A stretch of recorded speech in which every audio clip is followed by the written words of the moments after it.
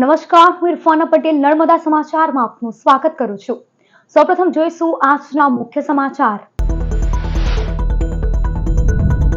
ઝઘડા નજીક સિલિકા પ્લાન્ટમાં ટ્રક રિવર્સ લેતા 4 કામદારો અડફેટે આવ્યા। મધ્યપ્રદેશના વતની મજૂર પરિવારની 3 વર્ષીય બાળકીનું મોત। 3 કામદારોને ઈજા પહોંચતા સારવાર હેઠળ ખસેડાયા। ઘટનાના સીસીટીવી ફૂટેજ સામે આવ્યા। ભરૂચ ઝઘડા નજીક સિલિકા પ્લાન્ટમાં ટ્રક ચાલકે 4 કામદારોને કચડ્યા, બાળકીનું મોત। સીસીટીવી ફૂટેજ બહાર આવ્યા।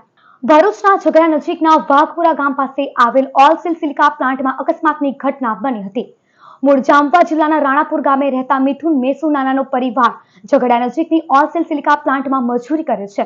ગત રોજ બપોરના સમયે મિથુન તથા તેની પત્ની અને તેના 4 છોકરાઓ વાઘપુરા નજીકની ઓલસીલ સિલિકા પ્લાન્ટમાં સિલિકા બેગો ટ્રકમાં ભરવા માટે ગયા હતા।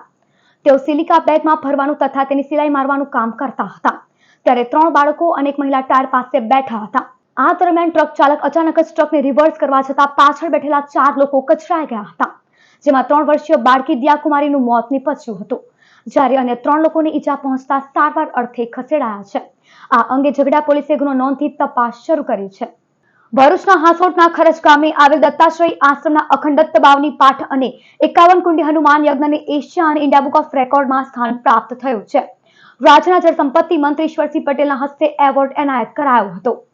ભરૂચના હાસોટના ખરજ ગામ ખાતે આવેલા દત્તાશ્રય આશ્રમ દ્વારા આયોજિત 24 કલાકના અખંડ બાવની પાઠ અને 51 કુંડી હનુમાન મહાયજ્ઞને એશિયા બુક ઓફ રેકોર્ડ્સ તેમજ ઇન્ડિયા બુક ઓફ રેકોર્ડ્સમાં સ્થાન મળ્યું છે। આ સિદ્ધિથી સમગ્ર પંથકમાં આનંદ અને ગૌરવની લાગણી વ્યાપી ગઈ છે। આ આયોજન આશ્રમના 10 વર્ષની ઉજવણીના ભાગરૂપે કરવામાં આવ્યું હતું। કાર્યક્રમ દરમિયાન 25 જેટલા મંડળોએ સતત 24 કલાક સુધી અખંડ બાવની પાઠ કરીને ભક્તિમય વાતાવરણ સર્જ્યું હતું। તે ઉપરાંત યોજાયેલ 51 કુંડી હનુમાન મહાયજ્ઞમાં અંદાજે 500 યજમાનોએ ભાગ લીધો હતો। યજ્ઞ દરમિયાન પાનના બીડાની 1.25 લાખ આહુતિ અર્પણ કરવામાં આવી હતી, જે આ કાર્યક્રમનું વિશેષ આકર્ષણ બન્યું હતું। આ પ્રસંગે રાજ્યના જળસંપત્તિ મંત્રી ઈશ્વરસિંહ પટેલના હસ્તે આશ્રમના સંસ્થાપક આચાર્ય ભાવિન પંડ્યા તેમજ આચાર્ય મનન પંડ્યાને એવોર્ડ એનાયત કરવામાં આવ્યા હતા। કાર્યક્રમમાં મોટી સંખ્યામાં ભાવિક ભક્તો, આગેવાનો અને ગ્રામજનો ઉપસ્થિત રહ્યા હતા। સમગ્ર કાર્યક્રમ ધાર્મિક ઉત્સાહ અને ભક્તિભાવ વચ્ચે સફળતાપૂર્વક પૂર્ણ થયો હતો।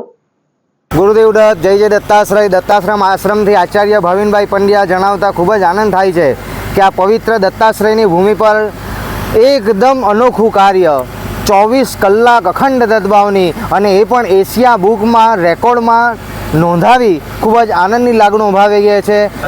ગયા વર્ષે દત્તાશ્રય આશ્રમમાં 1008 કુંડી હનુમાન દાદાના 1.25 લાખ 1008 કુંડી હનુમાન દાદાનો એશિયા બુક ઓફ રેકોર્ડમાં નામ દર્જ કર્યો હતો। એવી જ રીતે આ જ વર્ષે પણ ઇન્ડિયા બુક ઓફ રેકોર્ડ અને એશિયા બુક ઓફ રેકોર્ડમાં અખંડ દત્તભાવની 24 કલાક ચાલી રહી છે અને એ દત્તભાવનીનું દરેકના જીવનમાં કલ્યાણ થાય। ગામે ગામથી ભક્તો પધારી 25 થી 30 જેટલા મંડળો પધારી હજારો લોકોની સંખ્યામાં આજે આ એવોર્ડ ગુરુ મહારાજની કૃપાથી આ ભૂમિ પર આપણને સૌને કલ્યાણ હેતુ આપણને પ્રાપ્ત થયો છે। ભરૂચ વીસીટી ગર્લ્સ હાઈસ્કૂલનું પ્રથમ વર્ષે જ ધોરણ 10 અંગ્રેજી માધ્યમનું 100% પરિણામ। વીસીટી ગર્લ્સ હાઈસ્કૂલમાં ગત વર્ષે જ અંગ્રેજી માધ્યમ શરૂ થયું અને હાલ એસએસસીનું પ્રથમ પરિણામ 100% આવ્યું છે। આયશા મલિકે 74.83 અને લાઈબા પટેલે 72%, સના ફાતિમાએ 70.67% મેળવ્યા છે, જ્યારે ગુજરાતી માધ્યમનું 98.73% પરિણામ આવ્યું છે। A1માં 3, A2માં 28 છાત્રા રહી છે। ફલક બાનોએ 94.33, માનસી પટેલે 92.67 અને સુમૈયા લાંગાએ 90.83% પ્રાપ્ત કરતા ઇન્ચાર્જ આચાર્ય સાજિતાબેન અને સંચાલક મંડળે તમામ છાત્રાઓને અભિનંદન પાઠવ્યા છે। મંસૂરી ફલક મોહમ્મદ ઝુબેર છે। મેં ધોરણ 1 થી 10 સુધી વીસીટી શાળામાં અભ્યાસ કરેલ છે અને ધોરણ 1 થી 9 સુધી મેં વર્ગમાં પ્રથમ ક્રમાંક મેળવ્યો છે અને હું ખૂબ જ ખુશ છું કે ધોરણ 10માં પણ મેં 98.82% સાથે મારી શાળામાં પ્રથમ ક્રમાંક પ્રાપ્ત કર્યો છે। તે બદલ હું અલ્લાહ તાલાનો ખૂબ આભાર માનું છું। ત્યારબાદ મારા માતા પિતાનો આભાર માનું છું, જેમને મને ખૂબ જ સાથ અને સહકાર આપ્યો। મારા ટીચર્સ અને પ્રિન્સિપલનો પણ આભાર માનું છું, જેમનાથી મને ઘણું જ પ્રોત્સાહન મળ્યું। મારું નામ પટેલ માનસી ભાવિનભાઈ છે અને મેં 10મા ધોરણમાં 97.67% પર્સન્ટાઇલ પ્રાપ્ત કર્યા છે અને હું મારી સફળતા પાછળ સૌ પ્રથમ તો મારા ભગવાનનો આભાર માનું છું।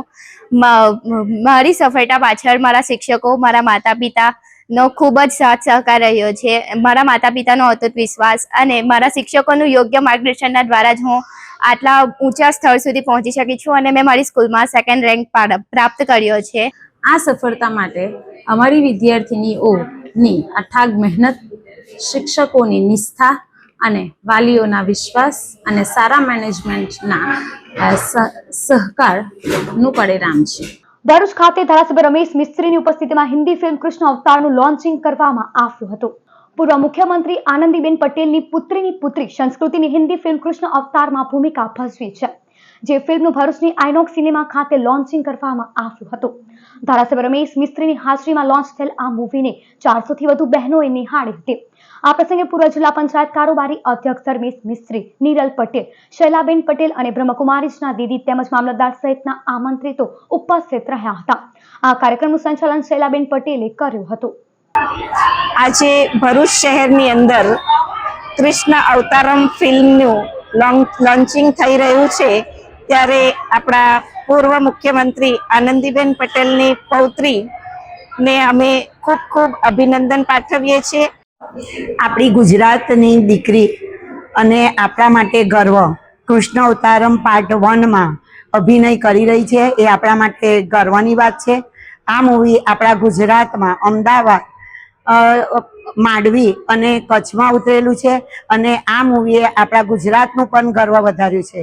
સંસ્કૃતિ ખૂબ જ ધનાઢ્ય પરિવારની દીકરી હોવા છતાં પણ આપણા હિન્દુ ધર્મની સંસ્કૃતિ લુપ્ત ન થાય અને યુવા પેઢીને ધર્મ અને સંસ્કૃતિ ઉજાગર રહે અને ભાવિ પેઢીને પણ ધર્મનું જ્ઞાન મળી રહે, તે હેતુથી સંસ્કૃતિ પોતાના જીવનમાં કાર્ય કરી રહી છે. સમગ્ર દેશમાં કૃષ્ણ અવતારમના નામથી જ્યારે રિલીઝ થઈ રહી છે, ત્યારે આ ગુજરાતના ગૌરવને વધારનારી આપણી અહીંયાનું પાત્ર ભજવતી શ્રીમતી ઇન્દિરા આનંદીબેનની પૌત્રી સંસ્કૃતિ પટેલને હૃદયથી સમગ્ર ભરૂચ અને જિલ્લાની જનતા વતી અભિનંદન પાઠવીએ છીએ.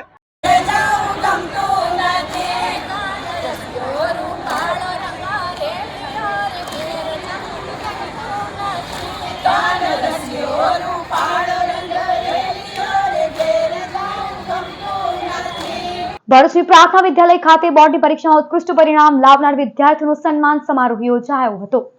ગુજરાત માધ્યમિક અને ઉચ્ચતર માધ્યમિક શિક્ષણ બોર્ડ દ્વારા ધોરણ 10 અને 12ની બોર્ડની પરીક્ષામાં જ્વલંત પરિણામ સાથે A1 અને A2 ગ્રેડ પ્રાપ્ત કરનાર વિદ્યાર્થીઓ અને શિક્ષકો માટે આજ રોજ પ્રાર્થના વિદ્યાલય ખાતે સન્માન સમારંભનું આયોજન કરવામાં આવ્યું હતું, જેમાં શાળાના મેનેજિંગ ટ્રસ્ટી જિગ્નેશભાઈ પટેલ તથા શાળાના ટ્રસ્ટી ડોક્ટર માર્ગીબેન પટેલ ઉપસ્થિત રહ્યા હતા, જેઓએ વિદ્યાર્થીઓને હાર્દિક શુભકામનાઓ સાથે અભિનંદન પાઠવ્યા હતા. આ ઉપરાંત A1 અને A2 ગ્રેડ મેળવનાર વિદ્યાર્થીઓને શાળાના શિક્ષકો દ્વારા કંકુ તિલક કરી મોઢું મીઠું કરાવવામાં આવ્યું હતું. એટલે ટકા ઓછા આવે છે, 5% ઓછા આવ્યા, 10% ઓછા આવ્યા, ભૂલી જાઓ. 10મું થયું, હવે 11માં શું કરવાનું તે વિચારો. 12મું પૂરું થયું, હવે આગળના ચેપ્ટર ઉપર ફોકસ કરો. બિલકુલ કોઈ પણ વિદ્યાર્થી અને પેરેન્ટ્સે હતાશ થવાની જરૂર નથી. અંકલેશ્વર શહેર એ ડિવિઝન પોલીસે કર્ણાટક પાર્સિંગની ચોરીની બાઇક સાથે શંકાસ્પદ ઈસમને ઝડપી પાડ્યો. અંકલેશ્વરના સરગમ કોમ્પ્લેક્સ વિસ્તારમાં એક ઈસમ કર્ણાટક પાર્સિંગની પલ્સર બાઇક લઈ ફરી રહ્યો છે, જે શંકાસ્પદ હાલતમાં છે.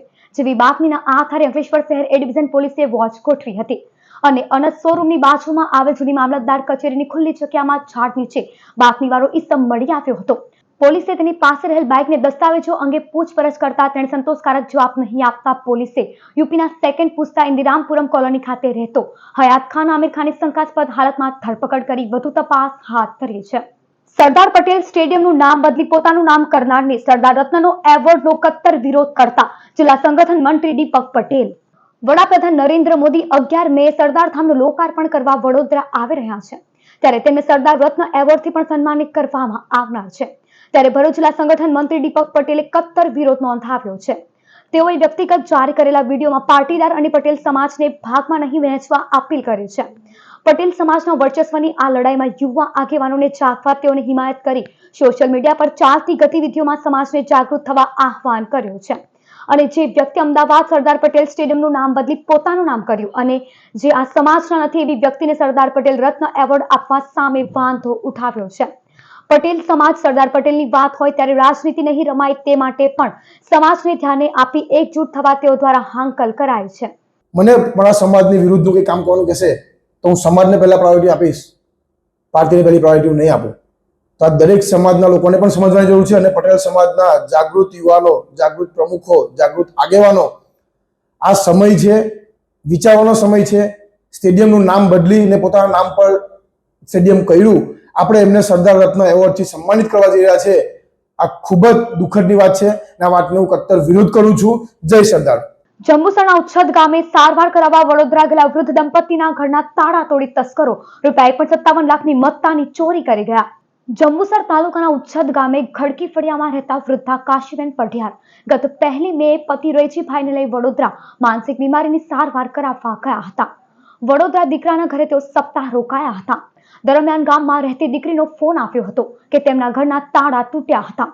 તસ્કરો તેમના બંધ ઘરના 2 નકુચા તોડી 2 તિજોરીમાંથી દાગીના અને રોકડ ચોરી ગયા હતા. વેદજ પોલીસ મથકે સોનાનું મંગળસૂત્ર, બુટ્ટી, ચાંદીના 9 સિક્કા અને રોકડા 40,000 મળી કુલ 1.57 લાખની મત્તાની ચોરી અંગે ફરિયાદ નોંધાવવામાં આવી હતી. અંકલેશ્વરમાં મિત્રોએ ફેરવવા લીધેલી કારને એકથી બીજી વખત ગીરવે આપી દીધી. અંકલેશ્વર જ્યોતિ ટોકીઝ પાસે ઓટો સર્વિસ સ્ટેશન ચલાવતા ઇમરાન ખાન પઠાણની બલેનો કાર ગત 5 માર્ચે મિત્ર આકાશ લીંબચિયા અને સની મોદી લઈ ગયા હતા. અંગત કામ માટે 7 દિવસ કાર વાપરવાનું કહી બંને મિત્રો ગાયબ થઈ ગયા હતા.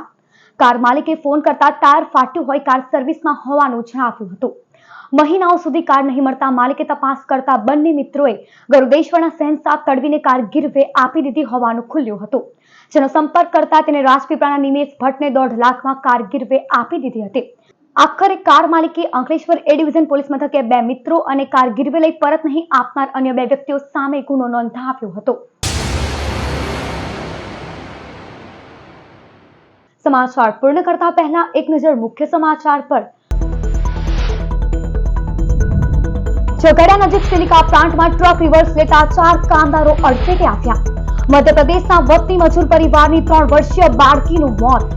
3 કામદારોને ઈજા પહોંચતા સારવાર હેઠળ ખસેડાયા. ઘટનાના સીસીટીવી ફૂટેજ સામે આવ્યા. તો હતા અત્યાર સુધીના નર્મદા સમાચાર.